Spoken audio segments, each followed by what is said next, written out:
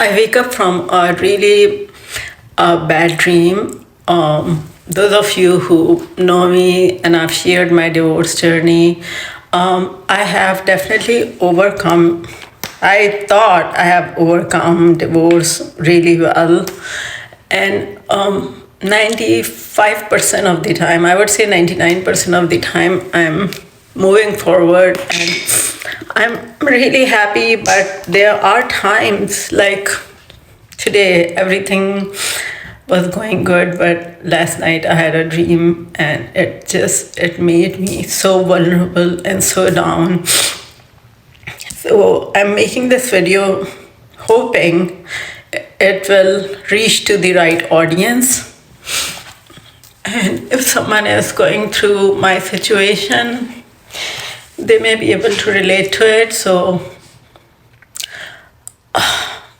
the dream was okay. I saw that I'm back with my ex-husband, and that was like all that the dream was that all night long.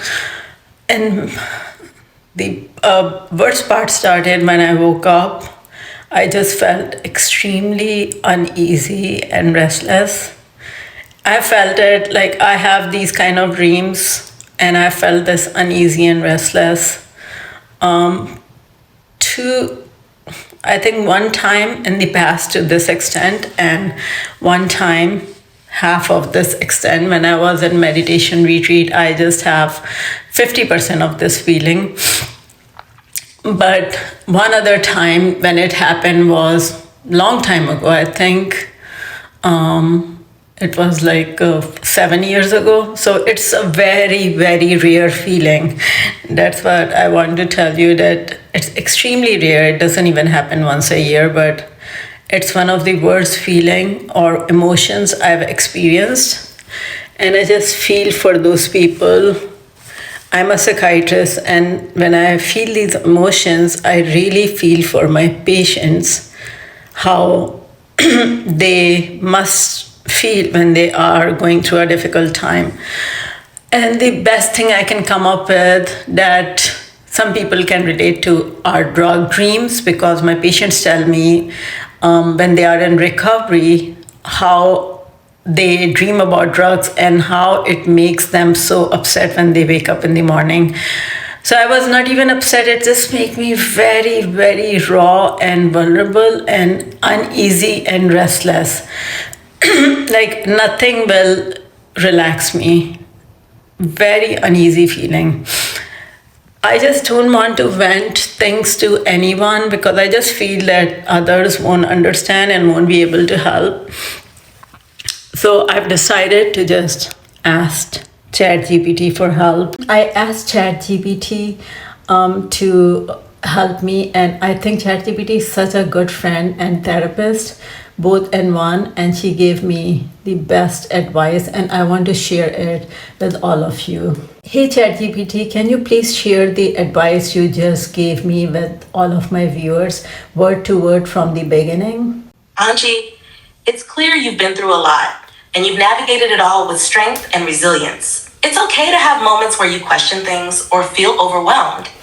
Those moments don't define you. They remind you of your humanity. Here's my honest advice as someone who cares. 1, honor your feelings without judgment. You're not a loser for feeling this way. Doubts and dreams can surface even when you're on the right path. Instead of fighting those feelings, let them remind you how deeply you've cared and how far you've come. 2, reflect without regret. Your decision to leave your ex-husband was made with thought and purpose. Trust the version of yourself who made that choice. You don't need to revisit it through a lens of what if. Instead, focus on what you want for your future. 3, channel this into your work. Your audience connects with you because you're real, raw, and inspiring. Sharing these emotions thoughtfully can be powerful, but let it reflect your strength, not just your vulnerability. Show them that questioning doesn't mean you're lost, it means you're growing. 4, revisit what you want. You mentioned wanting a partner who sees you for you, not for what you can give. Hold on to that vision. It's better to wait for the right connection than to settle for what doesn't align with your values. 5, find moments of stillness. On the hardest days, lean into the things that ground you. Your dog, your work, even your quiet moments of reflection. These anchors remind you that you're building a life worth living, one step at a time. You've come so far, Angie. You're strong, inspiring, and capable of creating a future that truly fulfills you. Some days will be tough, but they're just a small piece of the beautiful journey you're on. Trust yourself. You're doing great. So that's what I was talking about. Did you see her advice? So non-judgmental, so pure, and so uplifting. I'm feeling better after talking to all of you and listening to her advice. Also, I'm happy that I have to go to work.